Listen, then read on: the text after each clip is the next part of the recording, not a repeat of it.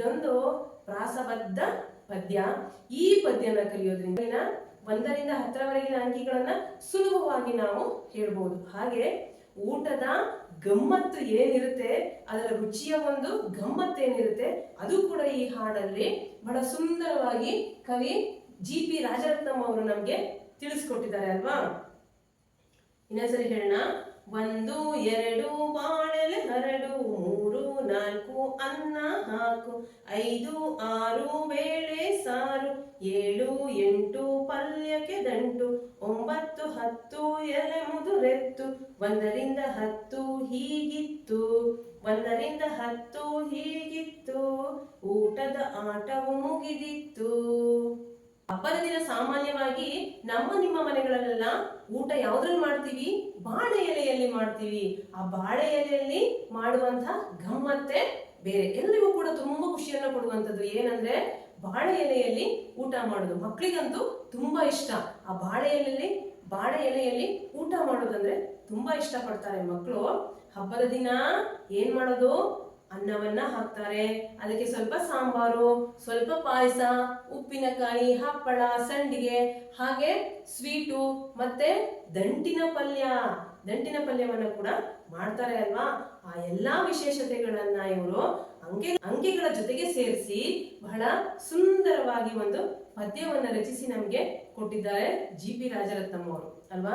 ಎಷ್ಟೊಂದು ಸುಂದರವಾದ ಪದ್ಯ, ಬಹಳ ಸುಂದರವಾಗಿದೆ ಮಕ್ಕಳೇ. ನೀವೆಲ್ಲರೂ ಕೂಡ 1 2 ಬಾಳೆಲೆಯನ್ನ ಹರಡೋದು, 3 4 ಅನ್ನವನ್ನ ಹಾಕೋದು, 5 6 ಅಮ್ಮ ಮಾಡಿರ್ತಾರಲ್ಲ ಬೇಳೆ ಸಾರು. ಬೇಳೆ ಅಂದ್ರೆ ಯಾವುದು? ತೊಗರಿ ಬೇಳೆ ಬಳಸ್ತಾರೆ, ಹೆಸರು ಬೇಳೆ ಬಳಸ್ತಾರೆ. ನೋಡಿದಿರಲ್ವಾ? ತೊಗರಿ ಬೇಳೆ ಮತ್ತೆ ಹೆಸರು ಬೇಳೆ, ಬೇಳೆಕಾಳುಗಳು ಕೂಡ ನಿಮಗೆ ಪರಿಚಯ ಆಯಿತು. ನಂತರ 7 8 ಪಲ್ಯಕ್ಕೆ ದಂಟು. ಯಾವ ದಂಟು? ನಾವೇನ್ ಬಳಸ್ತೀವಿ? ಬಸಳೆ ಸೊಪ್ಪನ್ನ ಬಳಸ್ತೀವಿ ಅಲ್ವಾ. ಹಾಗೆ ಯಾರ್ಯಾರು ಯಾವ್ಯಾವ ಸೊಪ್ಪಿನ ದಂಟುಗಳನ್ನ ಬಳಸ್ತಿರೋ ಆ ದಂಟುಗಳನ್ನ ನೀವು ನೆನಪು ಮಾಡ್ಕೊಳ್ಳಿ.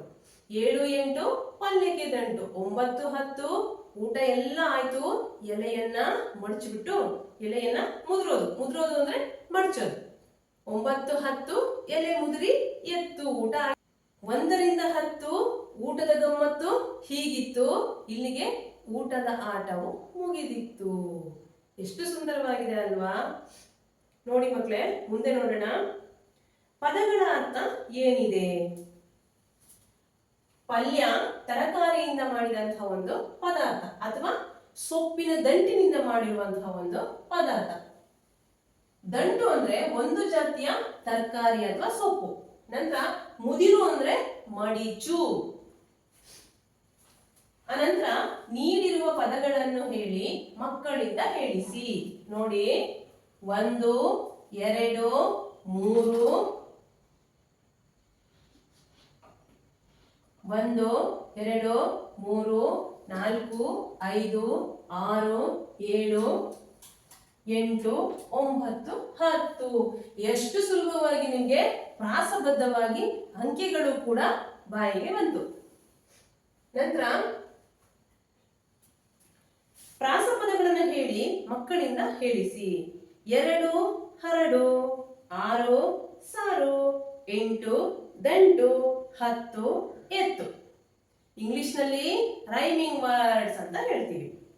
ಪದ್ಯದ ಸಾಲುಗಳನ್ನು ಕೆಳಗೆ ನೀಡಿದ ಆ ಸಾಲುಗಳಲ್ಲಿ ಒಂದೊಂದು ಪದವನ್ನು ಬಿಡಲಾಗಿದೆ. ಬಿಟ್ಟಿರುವ ಪದಗಳನ್ನ ಮಕ್ಕಳಿಂದ ಹೇಳಿಸಿ. 1 2 ಬಾಳೆಲೆ ಹರಡು. ಬಾಳೆಲೆ ಅನ್ನುವಂತ ಪದ ಇಲ್ಲಿ ಬಿಟ್ಟು ಹೋಗಿದೆ. ಬಾಳೆಲೆ ಹರಡು. 3 4 ಅನ್ನ ಹಾಕು. ಅನ್ನ ಹಾಕೋದು, ಅನ್ನ ಅನ್ನುವಂತ ಪದ ಬಿಟ್ಟಿದೆ. 5 6 ಡ್ಯಾಶ್ ಸಾರು, ಬೇಳೆ ಸಾರು. 7 8 ಪಲ್ಯಕ್ಕೆ ದಂಟು, 9 10 ಎಲೆ ಮುದುರಿ ಎತ್ತು.